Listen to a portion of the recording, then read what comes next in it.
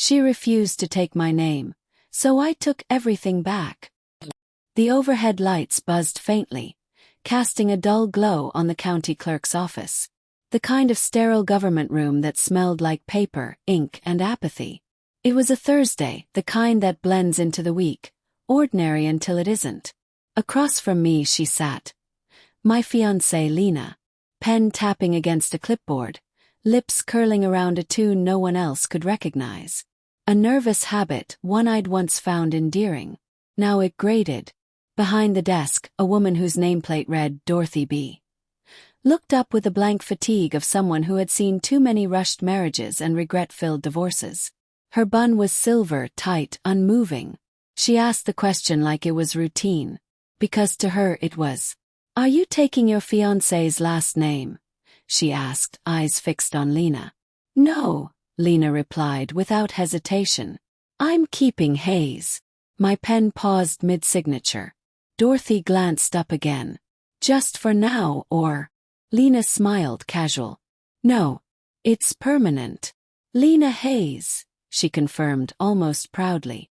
The room felt suddenly smaller, heavier. I cleared my throat, forcing calm. "Hayes isn't your maiden name." Lena didn't look at me. "I know," she said.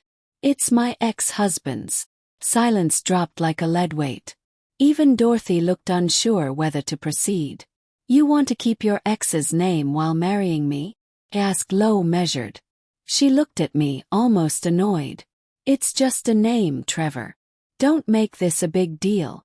Just a name." She went further. "Hayes sounds more elegant. Archer, your name feels rough, blunt. It's not polished." Polished. That word stung more than it should have. Archer was my father's name. Carpenter. His father. Coal hauler. That name was grit, legacy, firewood, and calluses. And to her it was just unrefined. She kept talking like we were choosing fonts, not navigating respect. "People stumble over Archer," she added. "It's hard. Hayes is smoother. Cleaner." I signed anyway, quietly. Afterward, she chirped like nothing had happened. "Let's get lunch. I found this dreamy calligraphy for the invites." He nodded. "Sure." But deep down something was shifting. She could have kept her birth name, could have chosen mine. But she clung to his. Not for love, not for memory, but because it fit her aesthetic. And I realized then, this wasn't about a name. It was about what mattered to her, and what didn't. That weekend, she left for a wellness retreat in Savannah with her bridesmaids.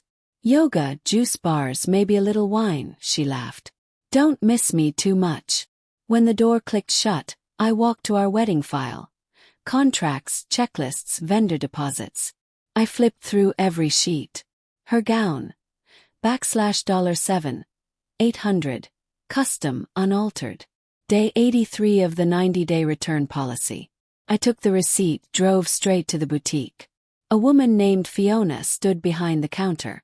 "Can I help you?" "I'm here to return this," I said calmly. "No alterations yet." "Right." She looked at the receipt, then at me. No questions.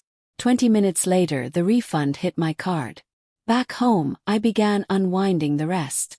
Cancelled the tux fitting. Emailed the calligrapher. Contacted the venue.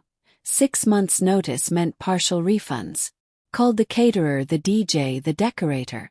Everything I had signed, everything I had paid for, I unbuilt. Her vision for our future, packaged in flower walls and 5-tier cakes, began to vanish. Then I left a single envelope in her closet, where her dress once hung. Inside was the receipt and a note. "If Hayes is your preference over Archer, maybe Hayes can pay for your gown." Petty. Maybe. But sometimes silence is sharper than confrontation. That night I made dinner, poured a drink, and finalized new travel plans. Same dates. Same duration. New destination, Iceland. I'd always wanted to see the northern lights. Alone would be just fine. She came back glowing, radiant with beach curls and stories of chakra healing. "I missed you," she said. Smiled. "You're about to miss a lot more." She paused at the bedroom door. Her closet was empty. The envelope waited like a verdict. She turned, holding it like it was poison. You returned my dress. I shook my head. I bought it. I just chose not to give it away. She laughed. Hollow, bitter. You're ending this over a name.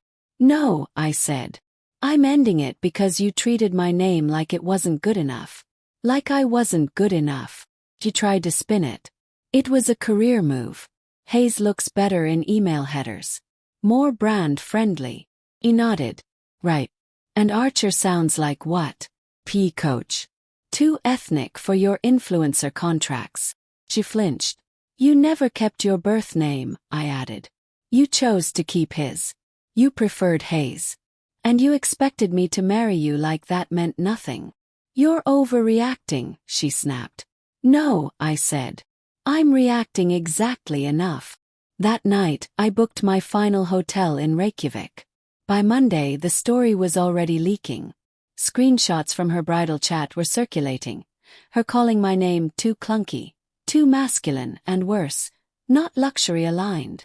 One message said, Archer sounds like a trainer at a YMCA. Hayes sounds like a PR exec. Another, I can't have an ethnic-sounding name right now. Brand deals need polish. Her Instagram comments blew up. Followers asked, Wait, isn't your fiancé Archer? Why are you still Hayes? By the evening, her page went private. By Tuesday, some sponsors quietly pulled out. A podcast she was booked on deleted her name from the lineup. A vague apology followed. We do not condone prejudice, spoken or unspoken. Her father, Walter Hayes, called me. What happened? He asked gently. She didn't want my name, I replied. Thought it sounded like blue-collar trash. There was a long pause. He sighed. I raised her to value people, not packaging.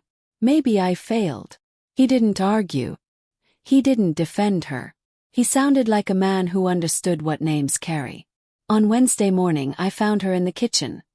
Hoodie, messy bun, eyes red. Can we talk? She asked. I listened. You were right. About everything. I'll take Archer.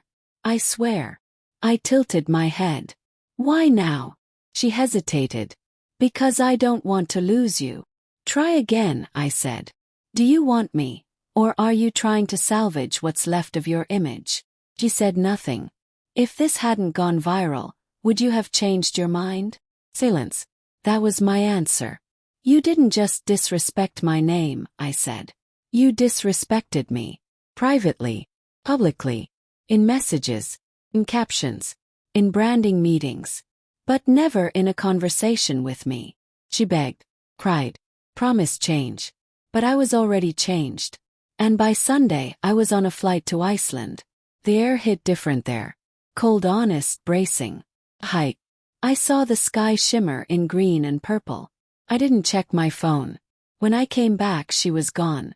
Online and offline. Her audience turned. Her allies vanished. Her ex even messaged me saying, she was supposed to drop my name years ago. Guess she liked the clout. That said enough.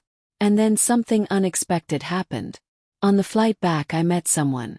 Her name was Kiara. Consultant. Boston-based. Talk. Book. Mountains. Music. She asked questions, listened without trying to fix anything. No judgment. No branding. Just silence. And peace. I never set out to ruin Lena. I didn't want revenge. I just refused to fight for a place in someone's life where I wasn't respected. I didn't destroy her world. She did that on her own. All I did was walk away. And I'm still standing.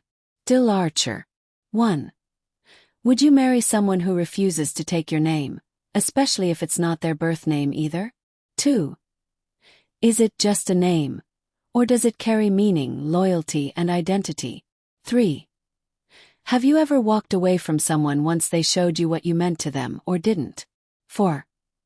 What would you have done if you were in Trevor's shoes?